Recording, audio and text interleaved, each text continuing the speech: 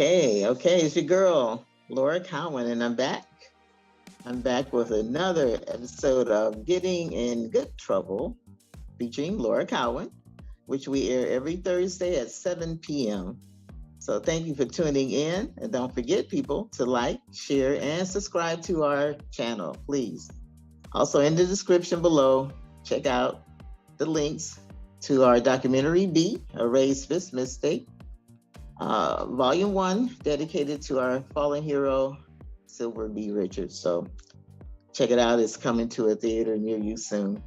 But tonight we have a great guest, a street soldier who's been out there many years, moving and shaking and doing the actual work. You know, a lot of activists talk the talk. He's definitely not a social media activist. He's actually in the streets doing it, protecting you and me while we're sleeping at night. James Box and the guys are out there, and they've been doing it for years. So I'm proud to have him on the show. Without further ado, I'd like to introduce you to Mr. James Box. Israel, welcome. Yes, welcome. Thank you for having me. Yes. This is a long time coming. I'm glad you could join us. This podcast is a spinoff from the documentary that we're doing, and it's all about activism. So I wanted to showcase all the activists out there and see what, let people see what they do behind the scenes. It's not glitz and glamour. It's some hard, tough work. We kiss our wives and hug our kids goodbye, and we go out and do that work every day, free of charge. This is a job to us, but we don't get paid. But we get paid if we can help the community that we live in. So I wanted you to be on because you're definitely a street soldier for many years, and I definitely wanted to interview you for this podcast. So thank you again for coming. So let's get into the nitty gritty since we're talking about activism work and in your ministry. Now you're I could say what, street ministry, education, or motivational? Which is it? It's a combination of all three. Mm-hmm. We do street ministry, we do education, and I do a lot of motivational presentations in schools and in prisons and juvenile correctional facilities. Wow.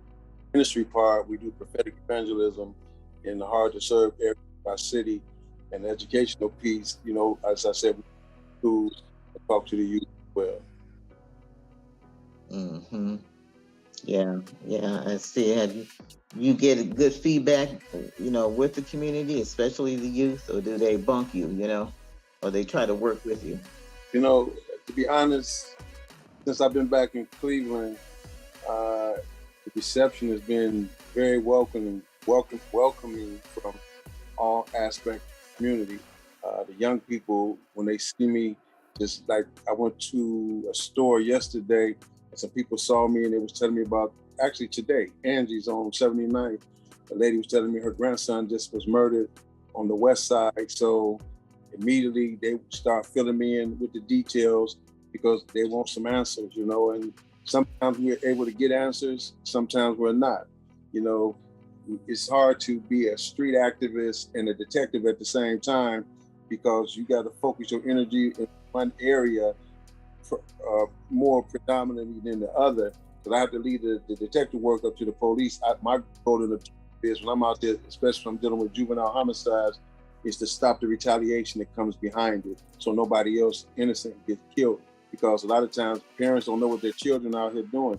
And I was at Woodhill Park the day after a young man, the 16-year-old, was gunned down up there in broad daylight, and a young man pulled up, and he had a 9mm between his legs and a machine gun behind his seat.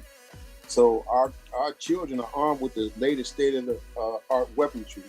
And so it's my goal to try to share something with them to change the way that they think. So, get them some problem-solving decision-making skills so they can make better choices and not ride around with these weapons and try to resolve their issues a better way than with gunplay. Yeah. How long have you been doing this ministry, James? How many years? Actually, this 38 years, going on 39. My God. Yeah, you out there with Art McCoy and the rest of them. I thought Art would never pass the baton. He's still kicking it, Yeah. I'll be 62 next month in July. And so I've dedicated the better part of my life to street activism and trying to elevate the conscious level of understanding of our people so that we can come together on one level and start loving and respecting one another. Yeah, so that makes you, yeah, that motivates you to do what you do. Like I say, everybody has a reason why they do what they do, and I get it too. But even now, activists today, we run across everything, even harm to ourselves if we're not careful. I've been to a couple of vigils; they start shooting right at the vigil. So, it's but that's I thank God. That only happened once, maybe almost 20 years ago. 74th and St. Clair, we did a vigil for a young man. Somebody, we was on 70, we was on Wadano intersect East 74th. Somebody was on Superior shooting down the street with an AK-47. And it was a bunch of women out there with their babies and strollers. So I told everybody to get down. There was a young lady that was standing right in front of me. I told her to come, and some said tell her to stop. But I told her to stop. Two rounds went straight past our face. You could feel the heat off of them. And she would pour one more, maybe a foot, she would have been dead. Yeah. But it only happened to me once. After that, I got guys, everybody don't be suited and booted like us. We got people in the crowd dressed like everybody else. So we watching everybody. And when we do the visuals, we challenge them. We let them know we're not afraid of them. We know who you are, because we got street intelligence. We got people that tell us everything. So when we come to a situation, we know what's happening before we get there. We don't walk blindly into nothing. And if somebody can tell me something about a vigil that they think is going to be shot up, because none of mine, the one I did on 74th over almost years ago, that was the first time it ever happened. And so when I'm there, I say, I don't care who it is here you beefing with, don't you fire this vigil. There's women and children here. And when I was coming up, women and children were off limits and seniors. If you made it home, you were safe. But if you get caught in the street, they're gonna get you. But if you make it home, ain't nobody gonna shoot into your house or nothing. But these young people today, they don't have that code. They just killed a 19-year-old girl on the same street at the after hour spot where those two black women, Ataya Gordon and Bianca Mason, was murdered. Mm-hmm. Just the other day. 19 years old from Mentor. Oh, Lord. And you're right, it's every day. It's every day, it's all day long, during the day. It's our youth, especially in the 20s, leaving out here really quick. And it's sad, but at least you're there. And I always said that to you, the last one you was at, you was right. And I said, well, just thank God you were there for the family and comfort them, because they had no one else to talk to. And the police just don't give them that comfort, that type of comfort. They're too busy trying to give information. They're trying to get information, but we get the information and we provide the comfort. Because the last one, I think we had just talked, and then he was telling me about the west side, and then we rolled right up on the homicide, right on 124th in Union in the liquor store parking lot where Daquan, get his last name, but his mom used to work with me at City Hall. She was custodian, and told me that was her son. And on this particular night, the police were very insensitive.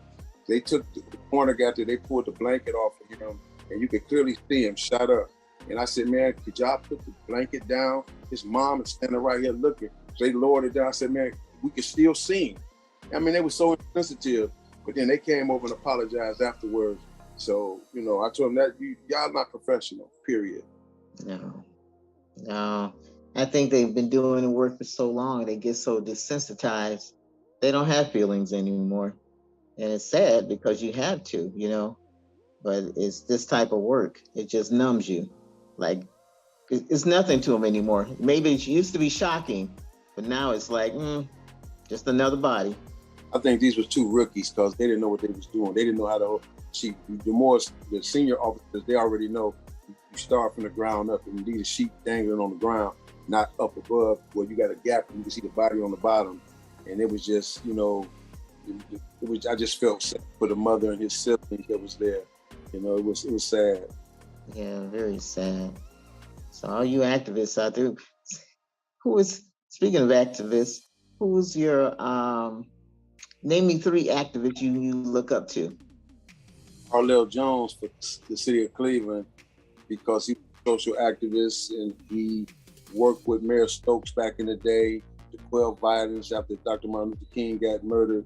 And then he dealt with the gentrification and the different things that was happening in the 60s with the racial tie in this city.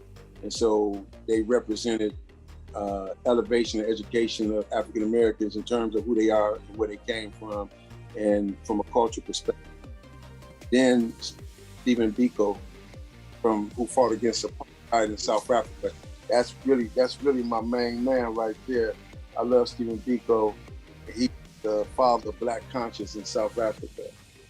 And then after him, Nelson Mandela, for his fight and stand for apartheid years in South African prison, and still came out and ended up becoming the president. And he fought for the right of all people, not just South African people, but for everyone. So those are my top 3. Yeah, they were good ones too. Excellent. I love that choice. I really do. So this work we do, James, and I know it's amazing how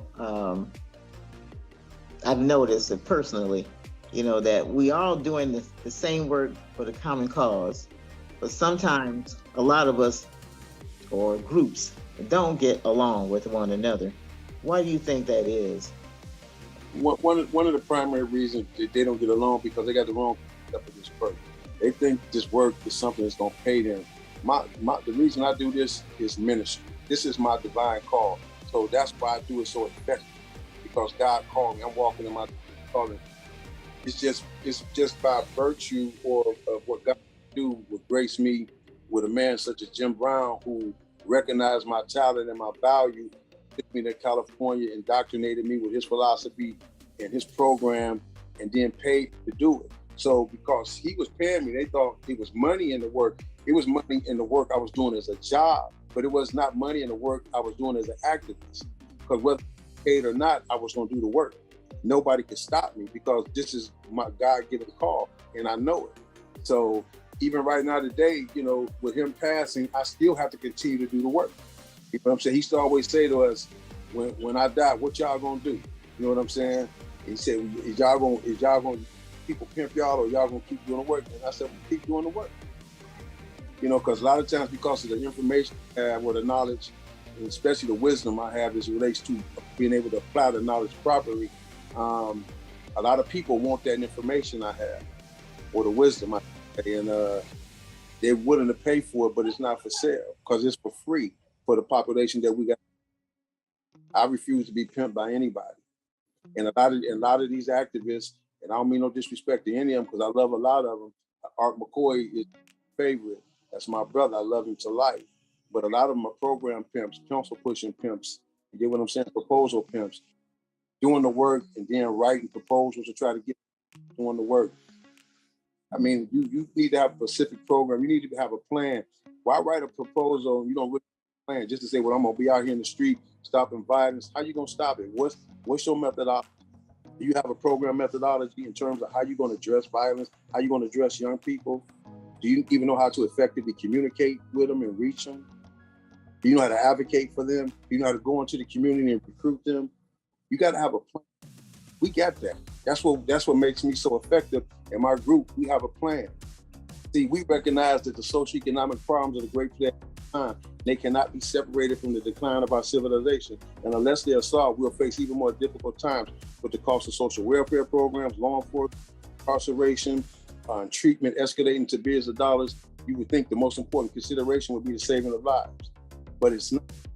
And then we got, what are our problems we dealing with? We dealing with destruction of our education system, poverty, gang killing, drug abuse, racism, political corruption, joblessness, and poor housing. The list is really I can go on and on about it, but those are the things that we address on a day-to-day. So when we meet with city council or the mayor, we dropping these jewels on them. But we went down there almost last month and testified before council, all the grassroots groups. Art was there, a lot of people. And Councilman Polisic asked me this question. he asked me, he asked me, what did we do? And I shared with him. And then he asked me what I thought. I said, listen, there's 30 groups in here buying for $10 million.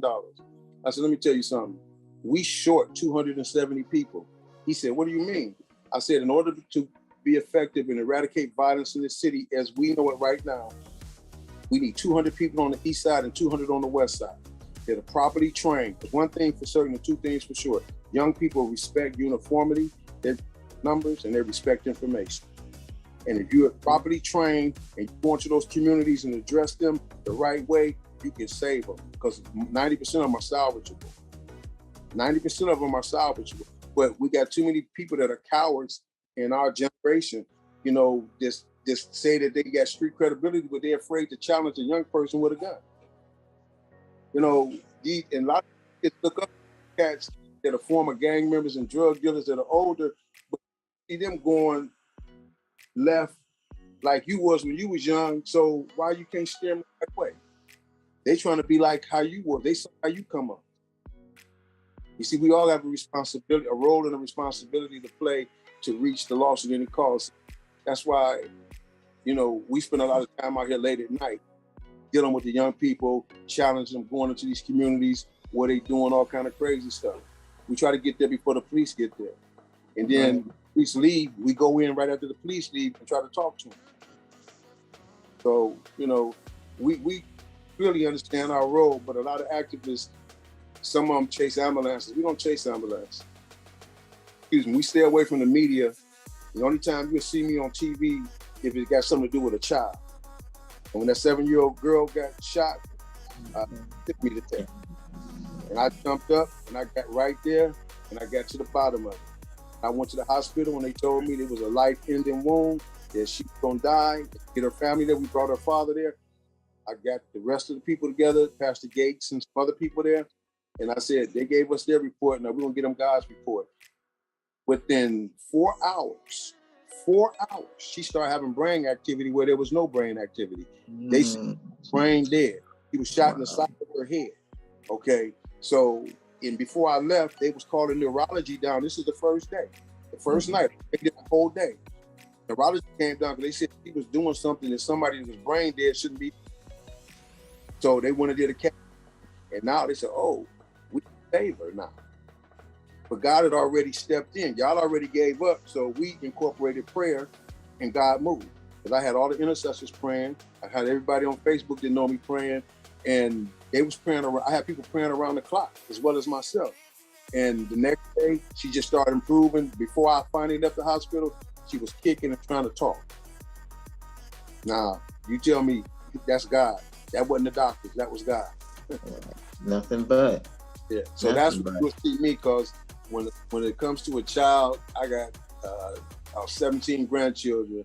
So when I looked at that little baby, I thought about my grandchildren. When I went to and spoke at the Tyler Gordon's funeral, she was 23 years old. When I looked in that casket, I saw my daughters.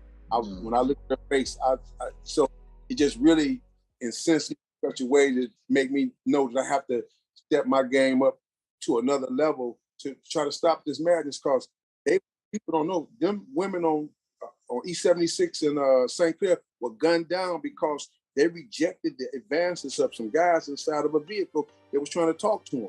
And they talked to them, so they gunned them down. I got to Texas. Somebody that was at the funeral of Ataya's family, a girl was privy to a conversation, and somebody texted her what it was about and said, these are the guys that killed them 2 women over there on 76 in St. Clair. And the guy said, me and my dudes, we blew down on them bees, and they didn't want to chop it with us, so we lit them up. Wow. Yeah. Wow. So I'm just showing you, when people trust you, when they see what you do, they gave me the information. Went up to the Wood Hill the other day, where the young 16-year-old boy was murdered. Motorcycle club guys was coming up to me, man, we see you, man, we want to be a part of what you're doing. So I sit these guys down and explain to them, we don't play no games. We serious about our people. So if you want to get down with us, whatever beef you got with whoever, we have to resolve it before you come with us. But we don't beef with nobody. People might beef with us, but we don't have no beef with nobody. Nobody. I'll help anybody that won't help. I'll train anybody that want to be trained. But life is too short to be walking around here with a chip on your shoulder about something that's negative. Yeah, life is too short. What's the name of your group? What do you That's call yourself? It's Truth Ministries / Jim Brown's American Peace Squad. Okay, I think I remember seeing that on the shirt, on the back of your shirt. Yeah, that's awesome. Okay, we're gonna take a quick break. When we come back, we're gonna talk about the history of Cleveland, your involvement, because I know you done seen many mayors go by, come and go, and also your involvement with Jim Brown. So don't go nowhere, people. We're gonna take a short break. Don't forget to like and share and subscribe, and we'll be right back more with James Box.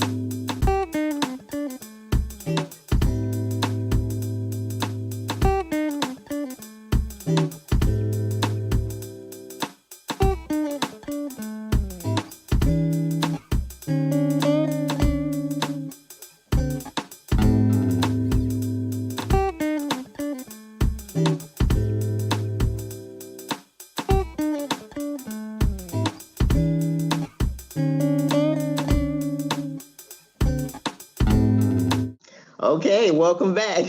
Welcome back. Yes, we took a quick break and we're back with the brother of the hour. Brother James Box is here with us on Getting in Good Trouble. And we're talking about Cleveland and the violence and his group and how he's making it happen out there and trusting the community, and the community is trusting him back. So, Brother Box, we left off talking about your group in affiliation with James Brown. How did that, Jim Brown, how did that come about with Jim Brown? You said correct. His name is James Nathaniel Brown. Well, in 1995, they were having a black crime committee hearing down at City Hall, and I was going down there with Omar Ali Baden. They was already in there, and I had my 5-year-old daughter with me at the time. She's like 36 now, and he was walking down, and Jim Brown was walking out, and I said, that looked like Jim Brown. So my daughter said, you said James Brown? And so by that time, he walked up on her and started like he was. And he started talking to me. He started walking me out of City Hall instead of to the hearings. And so he asked me, could I take him to his hotel? So apparently he knew who I was, but I didn't know he knew. So he walked me out of there and we got in my car. I drove him out to the airport. He asked me to tell him about myself, and I did. And then he said, I want you to listen to me. He told me about American. He wanted me to be a part of this American family, and gave me his number. And he said, I want you to communicate with me at least 3 or 4 times a week, and we're gonna put something together. And next thing you know, I was being flown out to California, and me with a few other guys. They got to go to the Academy Awards. I didn't get to go. Jim made me stay there with him. He made me listen to the Black Economic Union tapes. He just indoctrinated me for like 7.5 hours. Mm-hmm. And wow. Whole life, everything that he had done. And, prior to American, then he told me about American. He gave me manuals. He told me to study this manual, learn it, let it be like a Bible to me. And I said, okay. And he would fly in, we would travel together around the country, and the relationship just built. So one day he started telling everybody I was his son. And everywhere we go, that's how he would introduce me. And he flew me to San Jose, California one year to Pastor Dick Burnell's church, Jubilee Christian Center, where President Reagan was going, Ronnie Lott, Clinton's, Yo Chogi, Yo, over Prayer Mountain in Seoul, South Korea. There's a lot of rich people go to this church. And they had a group of white kids there called Young Life. So they had one brother was speaking to them. He's a Crip out of California. I was supposed to speak next about, how I do what I do. And so when I got through sharing, this white guy came up and grabbed me around the shoulder and said, I like what you had to say. So we was leaving out of the room because these young white kids want to go evangelize Richmond, California, or up in Northern California. They wanted to go into the projects and stuff. So I was educating them. And so we was walking out, Jim was coming up. So the guy's name was John Mumford. He said to Jim, who is this guy right here? He said, he's a jewel. He said, that's my main man out of Cleveland. And the man just right there in front of me gave Jim a check for $500,000 based on what I said. You know what I'm saying? So I would be flown everywhere to speak to represent the program. So our relationship, it deepened. I mean, we had ups and downs. You know, Jim wasn't the easiest person to get along with, but he knew my father had died. He said some things that I didn't get from my father that he was gonna make sure I got from him. And that's what he did. He became a father to me, and he gave me my independence. And you know, he would call me. One time he came in the city. He was at Mount Sinai. He said, "Man, when you had a vacation?" I said, "Man, I don't believe a vacation. My people dying every day. I can't take a vacation." He said, "Well, listen, I'm gonna have Monique have a ticket for you at the airport. If you come, I give you $1,000 to come to Miami with me for a week." So I went on and took the offer and went to Miami. All we did was play golf and chess every day. You know what I'm saying? Right there on South Beach, he had a condo in Portofino. So and ate and played chess and golf every day. 60, 100 games of chess a night. Yeah. So, but you know, Jim was a man's man, and he basically instilled a lot of information to me. And it's just like I had to do a press release yesterday for a thing we're doing tomorrow for him at the Brown Stadium. And it was hard. It took me almost 8 hours to do a press release because I couldn't get it in my mind that he was gone. You know, it's like, you know, you had to know him to understand how I felt, because it's just unbelievable. It was unbelievable. You know, it still ain't hit me.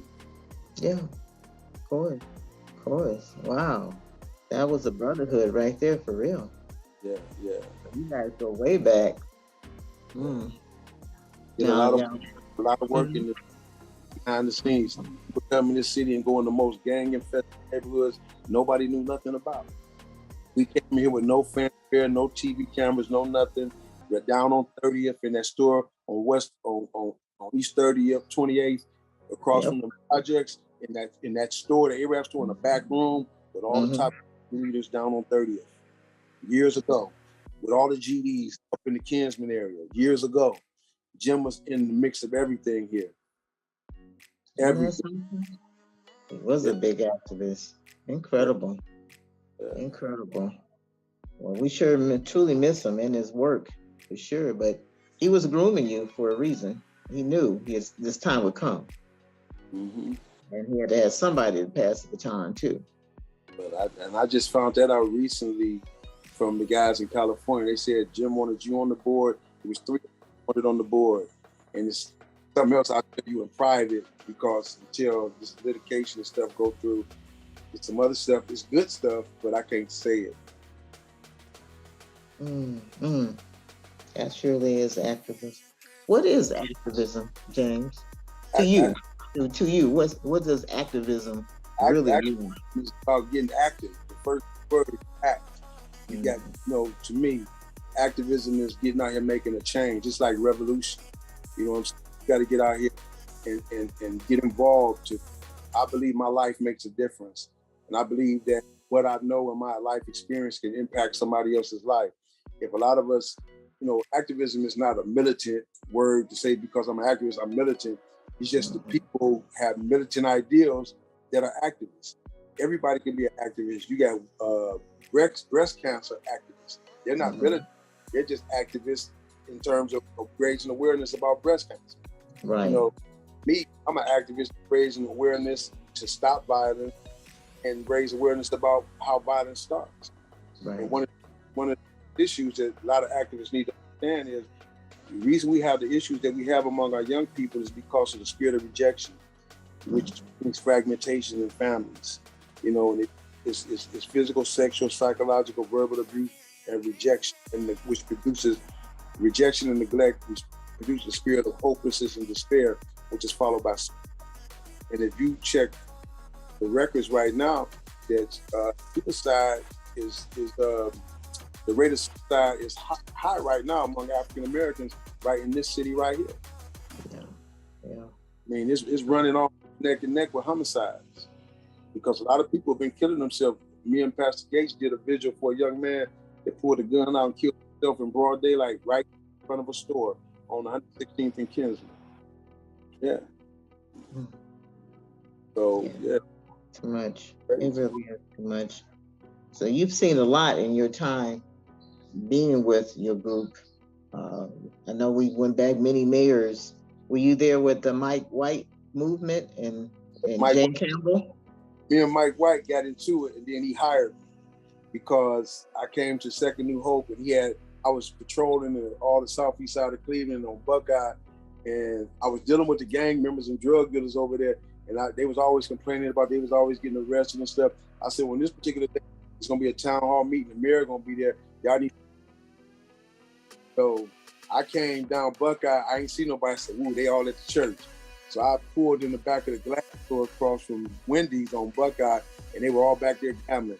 I said, I hope all you Negroes go to jail. I told y'all to be at the church. So I just got in my truck and left.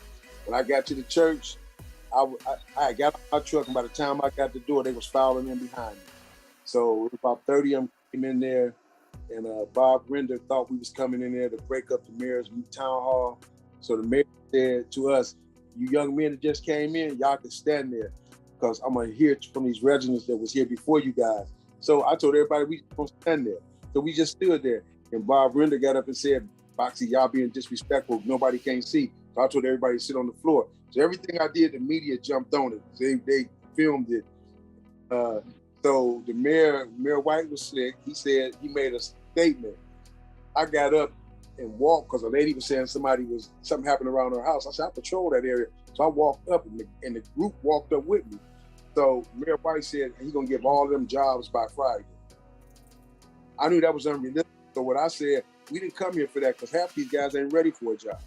So at that time, the mayor thought somebody set him up, sent me there to embarrass him. So he had Charles C. call, and Charles C. said, well, Boxy, is something? I said, no, Charles, you know me, I don't get on like that. And so Arnold Pinckney told, he had on the phone, he had me meet him. He said, yeah, I got the pit bull here right now with me. So I'm looking around like, who he talking about? You know, he talking about me. And they want to sick me on somebody. I said, no, I don't get out. That ain't why I'm here. I'm fighting really for the rights of these young people to get jobs. They need life management skills before they get jobs, because they get on the job, they got attitudes, they're going to hurt somebody or somebody's going to hurt them and be in trouble. So I'm not interested in getting them jobs. I'm interested in getting them some life skills so they can learn how to properly manage and maintain themselves on the job without somebody have to oversee them. So after that, the mayor told them to give me a job, drove a job mobile for the JTPA program, and they used me all over the city to quell violence and retaliations after shootings by coming with the job mobile, giving literature out. I was allowed to drive that vehicle till 5 or 6 in the morning, all over the city, by myself. Yeah. Well, that was the Mike White time. What about your experience with Jane Campbell? With Jane Campbell, former mayor, yeah. She understood. You know, Jane was a little different. She understood, supported me 100%. Actually, she gave me money for the empowerment zone to work within the empowerment zone. That was the St. Clair Superior area, where I went over there and recruited about almost 100-some youth in a little office we had. We couldn't even fit them all in there, but they stayed in there because they said, we never heard nobody speak like you before. Mm-hmm. I told them about my life, how I grew up and where I came from, and they was going through the same things that I went through at their age. And so I was able to get them for alternatives and opportunities for employment. Mm-hmm. Wow. And so what about now moving up to Frank Jackson? Well, Frank was a supporter of me from the beginning when he was council president. I good things to say about Mr. Jackson. Frank, a lot of people didn't understand him. I understood him. He wanted to reach the young people. You know what I'm saying? Fortunately, his grandson got murdered, but he tried to reach him through his grandson. But a lot of stuff his grandson was involved in, he wasn't privy to, and which brought him to my eyes. But Frank really had a heart for the youth, And he was trying to do whatever he could, not to placate them, but to, it's like sometimes you use incentive motivation, which offers reward for effort, get people to buy into your philosophy. But incentive motivation does not bring about a worthwhile behavioral change. So it's only temporary, as long as you get a reward. You take the reward away, you ain't. So what we focus on is attitude change motivation, where we're not doing it because we're getting paid or a reward, because we know it's the right thing to do. And that's what we get these young people to see right now, attitude change motivation, because a lot of them have attitudes. But as it relates to Frank, Frank was a good mayor, missing. Now we up to Mr. Bibbs. And I know he just started, but what's your take so far? You don't have a clue. And I'll tell him that to his face. He don't have a clue. While they down there twiddling their fingers, they gave $10 million to the Cleveland Foundation for violence intervention prevention programs. And that was, we had that meeting over 2 weeks ago to see what groups was in the city that they could fund to help, and nothing has happened. I just heard he had an announcement at Collinwood Rec about trying to get kids to come to the rec centers. Don't a parent want to send their kids to these death traps, the rec centers? Because shootings happen inside of Zelma George and outside of these rec centers. Kids got killed outside of Collinwood Rec, out of Zelma George Rec, out of Glenville Rec. So what you want to send them there for? The parents, dumb, they're not going for that. Justin, like I told Channel 3, 5, and 8, tell him to leave his security at home and come out for me and my security, and we'll protect him better than the police can protect him. We'll let him see what the real ills of the society is, and then we can deal with it from there. Because these young people, we got heartless felons, we got all kind of gang. Oh my God, yeah. Real conversation. He young, he don't really got an idea or understanding of what's really going on, and the people around him don't know either. That administration prior to him, they had a grasp on what was going on. Mm-hmm. You know, they did, and Jane did, and Mike White did, but right here he don't got a clue. And I'm just hurry up and learn. I tell you, better hurry up and learn. I don't dislike him. He just don't have a clue. Yeah. And we got to teach them. Because number one, remember, I was trying to tell you, they had that meeting with all the activists, and why is it so hush-hush?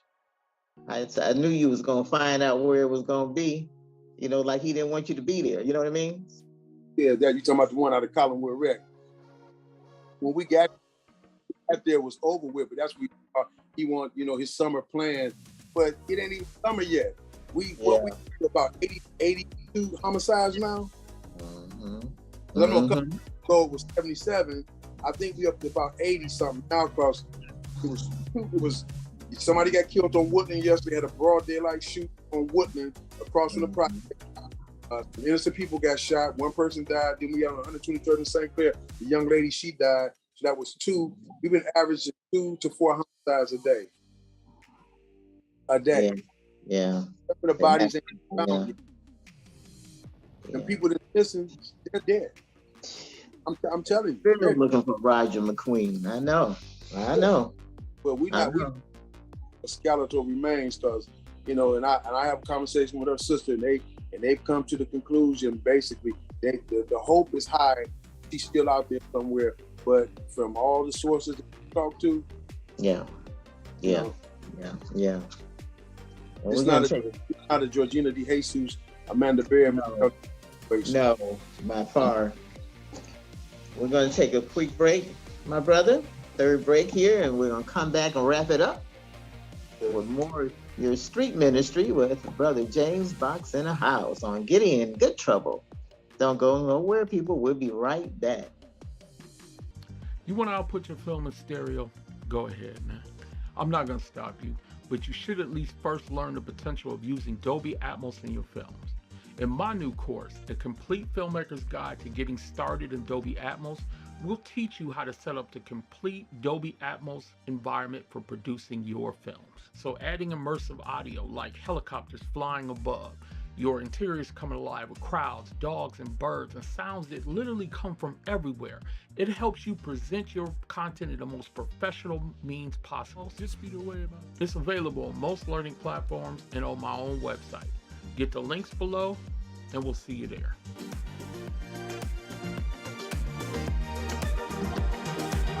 We're back with the third last half of Getting in Good Trouble. With one of our street soldiers I'm so proud of. He's doing the work and making it happen. When I catch you on Facebook or wherever I catch you, boy, you be showing the people you're out there in the fields walking and searching and talking, or you're out there door to door, or you're driving around in the city. And that's what I like to see. I want to see some action and, stop all of that. And you show me some action, brothers. So, but at least you're present, you're visible. And that's what the people have to see. Because where's everybody else? So come on out them houses and the meetings and all them other little cubby holes y'all be hiding in and get out there in the street. Right. Right. You said I couldn't have said it no better. They armchair quarterbacks. They're gonna quarterback and try to give us advice on how to do the work out here in the community. I always advocate people to come out with us to help these young people. And the same people say, why is it always you that we see? Where's the people at? I ask the same question. I asked the question about the church. Why isn't the church has a clarion call to go in with the hedges and tell God, come in. You're not doing it. You know what I'm saying? Matthew 25, I think down to 30 something, it talks about the separation of the sheep and the goat. Jesus said, hungry, you didn't give me nothing to drink. When I was thirsty, you didn't, he said, when I was hungry, you didn't feed me. When I was thirsty, you didn't give me nothing to drink. When I was sick, you didn't visit me. When I was in prison, you didn't come to me. When I needed shelter, you didn't invite me in. You know what I'm saying? And they said, Master, when did we see in any of these conditions? He said, when you done it to the least of these, my brethren, you done it unto me. So because you didn't do it, depart from me, you workers of iniquity, till everlasting fire will be weak in that deep. That's the separation of sheep and the goat. And that go for pastor, priests, bishop, imams, all of them. If you're not out here doing this work on this level, how you expect to see God at any juncture in your life in terms of spending eternity with him when you've refused to help the least of these? And he said, forbid the children to come unto him. Forbid them not. So we have an opportunity to win the lost at any cost by being out there talking to them. And what we do is prophetic evangelism. God uses us prophetically to speak into their lives, and the Holy Spirit arrests them right there on the spot because we say something to them about their lives that we have no way of knowing because we don't even know. But God gives us names, sometimes address and phone number of these individuals. So how you know this about us? And I said, it's the Spirit of God releasing it. I don't know it personally, but the Spirit of God releases it so he can get your attention to let you know that he sees you. Where are you? And what are you doing with the church besides just on Sunday? Why don't we have it open? Maybe something the kids can walk by and maybe gloves could be passed out to them or hats in the wintertime. And as soon as I said that, man, what did I say that for? Next thing I know, Reverend Cabinet was on the phone and he was talking to Bishop Ward. And next thing I know, they were on TV with Bishop Minor and they was walking the kids to school. It was like, really? Yeah, I threatened to picket their churches and they got mad at me. Bishop Ellis called me from Washington. He said, you talking about you gonna picket my church? I said, well, you ain't doing what you're supposed to do. He told me he could take my job. I said, let me tell you something, Bishop. You didn't give it to me. You can't take it from me. And so one day I was in church and he called my name 3 times. Somebody said, go box. He said, where that Negro at? Now, my brother was preaching at his church. So he called my name 3 times and I finally got up. He took me outside in the back. We talked. He said, yeah, the Holy Spirit revealed to me that you was right. So I'm shutting my church down for 28 days. And he put a tent up behind East High School. Then Vernon called me and he kind of embellished. He said we had a knockdown, drag out conversation. I said, no, we didn't. But he said he shut his church down and put a tent up behind East Tech. Because I sent a letter to all of them that if they didn't do something, I was going to picket their church. And him and Bishop Ellis was the only 2 that really responded. Because they had the 2 biggest churches at that time. That's right. Incredible. Isn't that something? What we had to do to make them feel, then all of a sudden they want to react afterwards. That's their responsibility. They're supposed to be doing that. when they get these guys to get out of prison and make them deacons and stuff, that should be your evangelist. You should be sending that brother out into the community to go after the people that's just like him. Who better do it than him? But I'm gonna say this in relation to the church. A lot of them tell me, well, Box, I ain't never been to prison. I ain't never sold dope. I ain't never been a pimp, a prostitute. I ain't never been none of those things. So what can I say to them? I said, first of all, you need to say something to God, because you don't know God if you're telling me that right there. Because the Bible said the Holy Spirit will give you the words to speak at the appointed time. God looking for people that's available, that will to do his will. So if you will to do his will, he will give you the words to speak. You don't have to be nothing.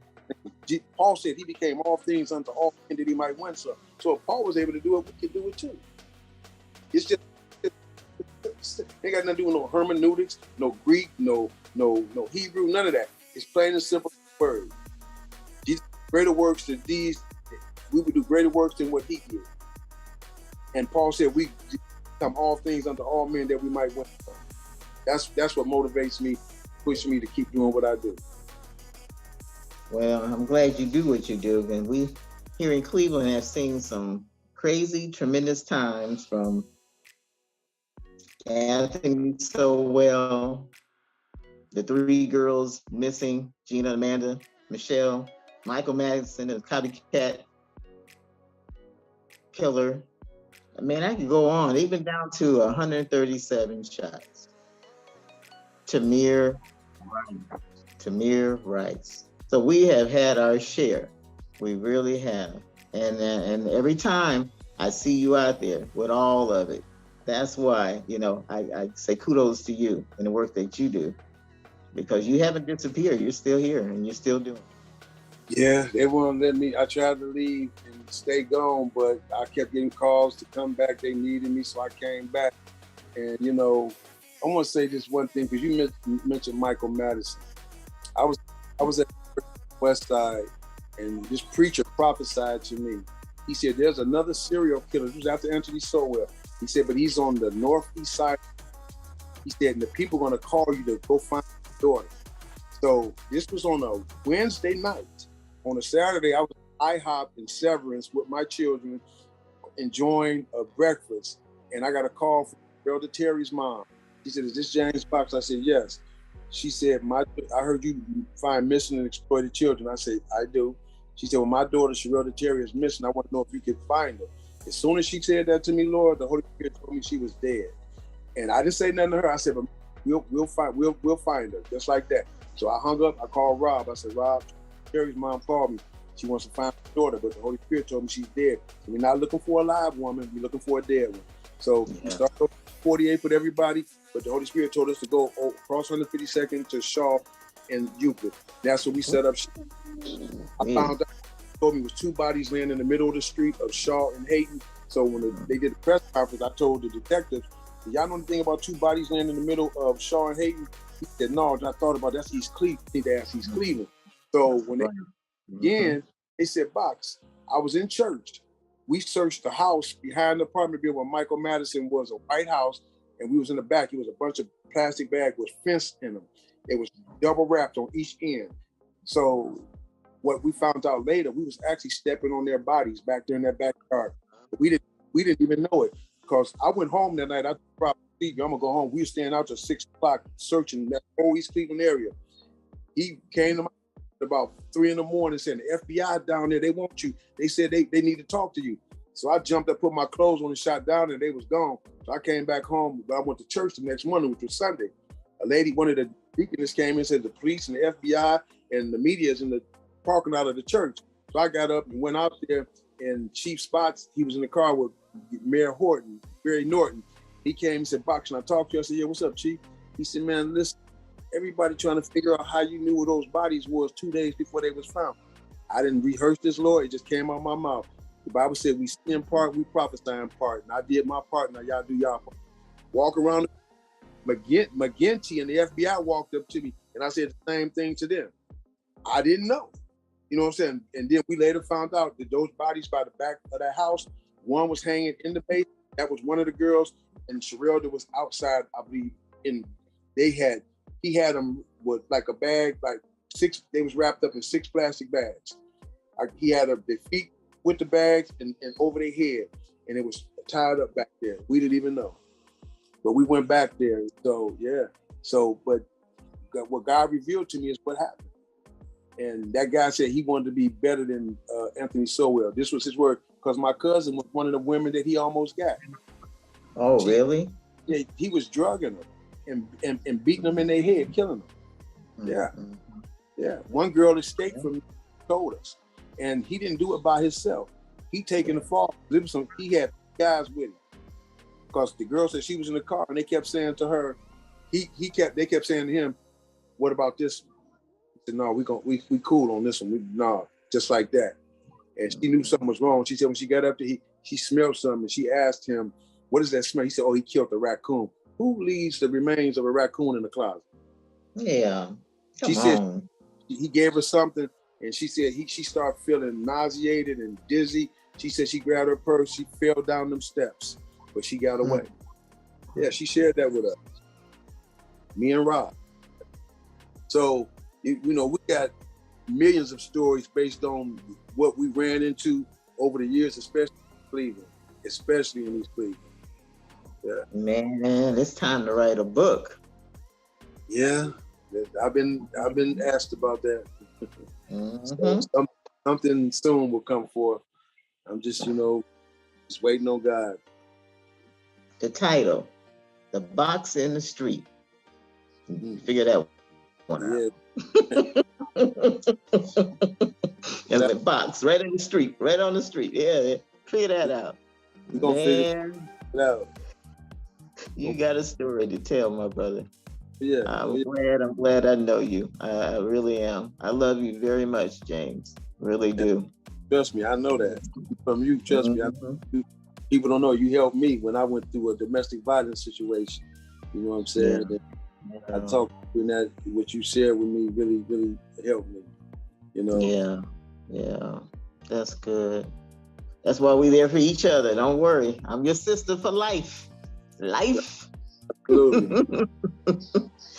So listen, we're gonna wrap it up. Give us a last encouraging words to our peeps out there from none other than James Box. Listen up, people.